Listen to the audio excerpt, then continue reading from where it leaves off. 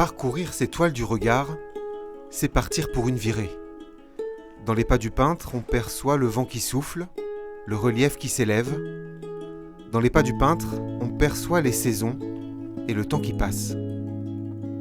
Il a peint le glacier à plusieurs moments de l'année, qui pour la première fois cet été n'avait plus de glace en fait. Donc ça permet vraiment de se rendre compte de l'évolution du paysage et que la montagne, même si elle est très forte, très résistante, tellurique, elle change aussi. Vivant à Paris, Olivier Morel aime se perdre et nous perdre dans ces espaces infinis. La masse rocheuse apparaît grâce à des touches très épaisses. Les feuilles d'automne, elles, s'envolent grâce à des pointes plus vives. On voit vraiment chaque coup de pinceau, on pourrait presque refaire chaque geste de l'artiste et la manière dont il a posé la couleur sur la toile. Il y a un peu cet effet en fait, de vibration dans la touche, de faire vibrer la couleur et puis d'avoir une peinture aussi qui soit assez spontanée.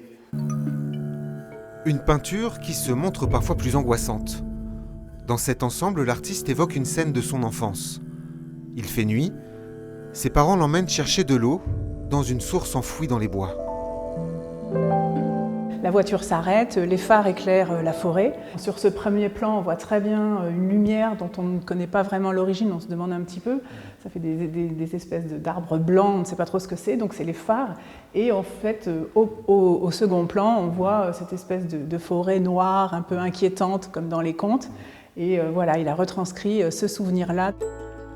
De la forêt jusqu'aux montagnes, les sentiers tracés par Olivier Morel restent à découvrir jusqu'au 11 janvier.